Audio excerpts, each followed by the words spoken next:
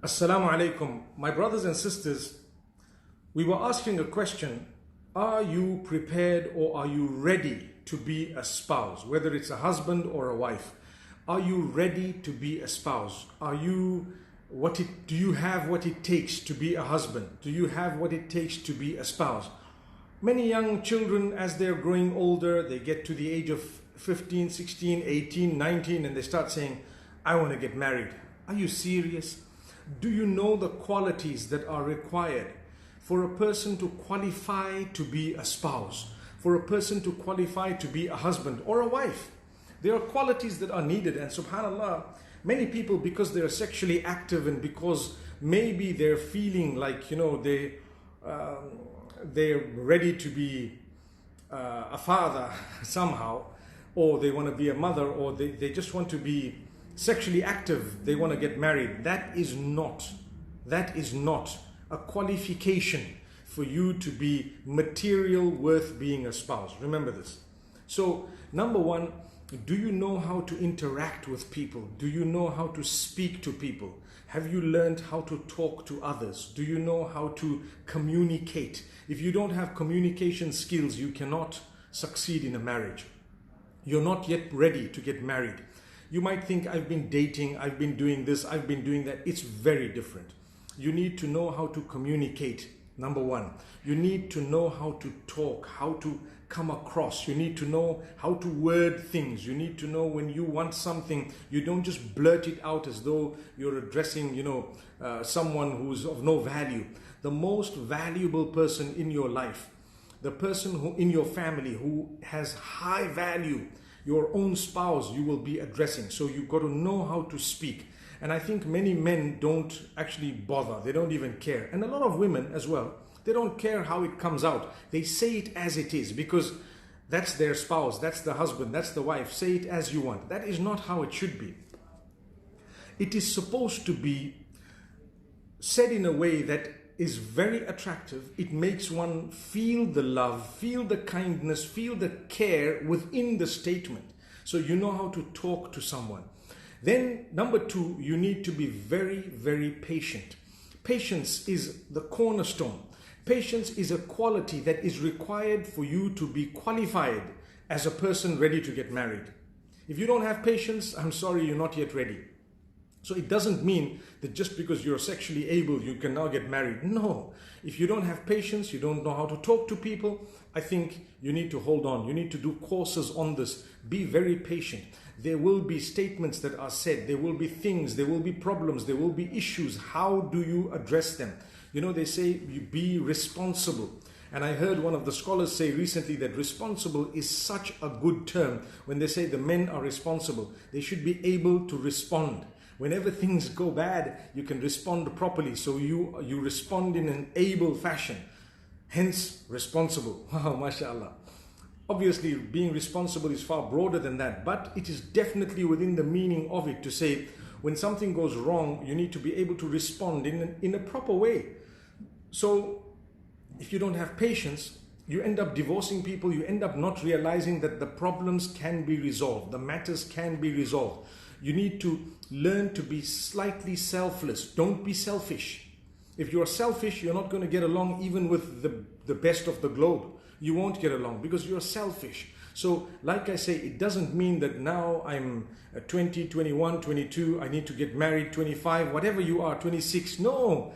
Did you develop your qualities? Do you know that, for example, it doesn't mean you can afford a car and you've bought a car that you can now drive the car. You need a license. In order to get that license, you will need to do courses. There is a theory as well as a practical. In order to qualify in the theory, you're going to need to learn. You're going to need to study. You're going to need to know what's happening. You're going to need to know a lot. And if you address the matters in a beautiful way, you will be able to succeed in your marriage. Just like if you are to answer the questions correctly when it comes to matters of driving, you will get your theory. You will pass your theoretical examination. Same applies if you don't have the theory here, you will not be able to succeed. Remember this. So you need to learn how to talk to people. You need to be patient. You need to be selfless to a great degree. Learn to accommodate others. If you don't know how to accommodate others, you may not be ready to get married. Sometimes you don't like to do certain things. You have to learn to like to do certain things that you may not ideally like to do, simply to put a smile on the faces of those whom you love. So you need to know this. Simply to put a smile on the faces of those whom you love. You need to understand this. My brothers and sisters, sometimes we don't like certain things. We must make sure that we make our folks happy by engaging and participating in what makes them happy. By engaging and participating in what makes them happy.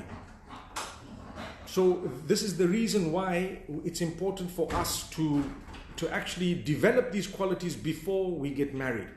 Develop these qualities before we get married. You need to know this. My brothers and sisters, another quality that we need to have, together with selflessness, together with being patient, together with actually learning how to speak and communicate, kindness. We need to be very kind. And kindness begins at home. You need to be very kind. Kind in a lot of different ways. You need to be generous. Don't be miserly. Don't waste. Yes, I agree. Don't waste. But at the same time, don't be miserly. These are beautiful qualities that we need to develop before we get married. And the reason why I say this is because if we don't, we're really going to have a major, major problem. So my brothers and sisters, these type of disasters occur because people don't know that you need to develop yourself as a person before you get married. Do you have the patience? When you look at someone, you're looking at a spouse. Sorry, there's a little bit of a disturbance in the background, but that's fine. When you're looking for a spouse, you're actually... sorry, I'm just being disturbed by a noise in the background. When you're looking for a spouse, and when you have someone you think you're going to get married to, if it is superficial, and if it's only based on what you can see, and if it's based on what you know, just the looks of the person, and you haven't really based it on the character and the seriousness of the relationship with the maker, then I think you're going to head the wrong way. That's why we have so many marriages that are breaking. So many marriages that are breaking. People don't know. They get married to someone who turns them on. And then what happens? As soon as they see the character and conduct of each other, they get turned off. And they say, in the same way I fell in love, I've fallen out of love. Have you heard that? Well, the reason why this is happening is because we haven't developed ourselves. Character is not there. Deen is not there. Connection with the Almighty is not there. Nothing is there. You're just a person who looks cool, who might have a little bit of money. That's not what makes a husband. That's not what makes a spouse. How many times are you prepared to utter beautiful words to your spouse? Words of love, words of kindness, politeness. How many times do you look at your spouse and you actually say beautiful words to them? I think many of us are lacking in this, because what happens with this, many of us are lacking where we don't say these good words. We're not polite. We don't even like to discuss matters. When you have an issue, it becomes a screaming and yelling match. Lower your voice. You're speaking to the spouse, your spouse, the mother or father of your children. That's what's happening. You're speaking to the mother or father of your children. So lower your voice. Don't scream. Don't yell. Sorry, I know there is a disturbance in the background. You've got to excuse these brothers who are here. It's actually disturbing me quite a bit, but it's fine. So my brothers and sisters, here goes. I hope this topic, I'm going to have to repeat it anyway. I'm going to have to repeat it simply because of disturbance, but otherwise, inshallah, I hope you get what I'm saying. That we're not prepared to get married. We are not necessarily prepared to get married, in the sense that we haven't qualified yet to get married, even though we think we have. The reason is you haven't developed yourself as a person. You're still quite selfish. When you look at someone's daughter, do you really feel that this is a very special person, the way I address them? When there is a crisis in the home between your mom and your wife, how are you going to address the matter? Do you have any experience in crisis management or in dealing in arbitration? Zero experience. So what happens? We start screaming and yelling, and we don't know which side to take. We don't know how to deal with the matter. And this is why people start suffering, and we threaten that we will divorce them. We say, no, any small thing, say, well, you can go home. If that's the case, you can go home. If that's how you speak, you were never ready to get married in the first place. Every little thing you're threatening your spouse. You can go home, I want out, I'm going to go, I'm going to my father's house, I'm going to do this, I'm going to do that. All of that is a waste. All of that is a waste. So this is why it's important for us to know that when you haven't developed yourself, you really are not ready to get married. Really, you need to make sure that you develop your characteristics, your qualities. Have feeling within you. Have mercy. If you don't have mercy within you, the other person will not, be merciful either. They won't be able to feel it. There's not going to be a good relationship. You won't achieve the mercy of Allah. If Allah says Allah does not have mercy upon those who don't have mercy on others, what about your own spouse? If you're not merciful on your spouse, you will never have the mercy of Allah subhanahu wa ta'ala. So learn to be merciful. Even at a time when your marriage might be going through turbulence, even if you're breaking up and even if you're going through a divorce, be conscious of the Almighty. As we say, fear Allah. Ittaqullah, fear the Almighty. Make sure that you have the consciousness of the Almighty to the degree that prevents you from oppressing someone, from yelling, screaming, shouting, swearing, deceiving, belittling. For what are you belittling someone? Why do you have to expose their ills? Why do you have to speak bad about them? For what? Why do you have to deny them their rights after the divorce? This is all because you were immature. This is all because you were not even ready to get married.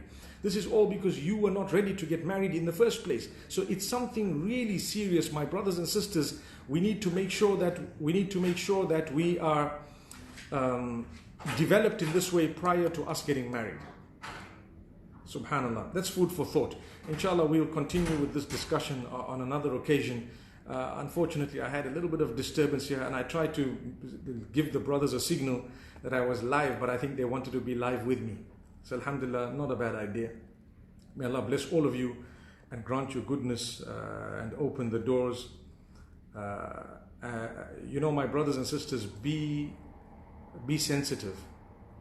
Be sensitive regarding the issues that your spouse may be going through. Sometimes, emotional issues, sometimes physical issues. Are you prepared to look after a person who might not be that well?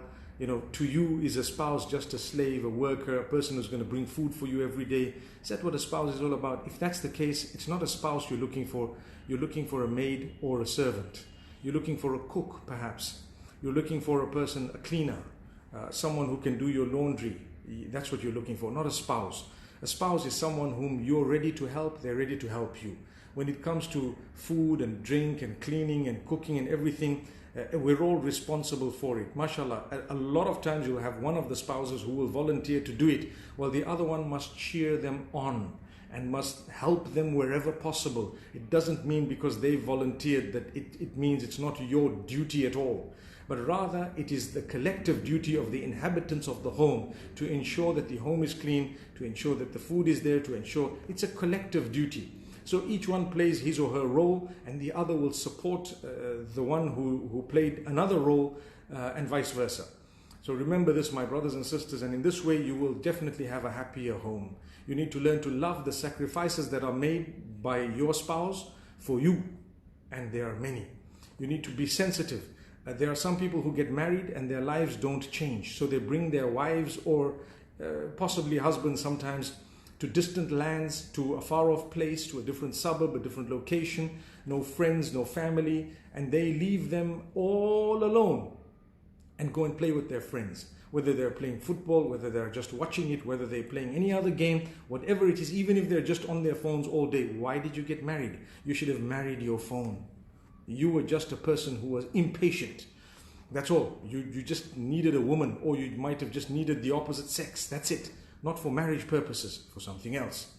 If you really wanted them for truly for marriage purposes, you would understand. Put the phone away, put the friends away, put your commitments away. Learn to appreciate what you have. Spend time with your family. Tell them good things. How many times do you say, I adore you, I love you, thank you so much, it's so lovely, it's beautiful. We only pick on people when things go wrong, but we never ever appreciate what goes right 1,000,000 times. May Allah make us more conscious of what we say, what we do, our attitude, and make us filled with an attitude of gratitude. Ameen. Barakallahu feekum. Assalamualaikum wa rahmatullahi wa barakatuh.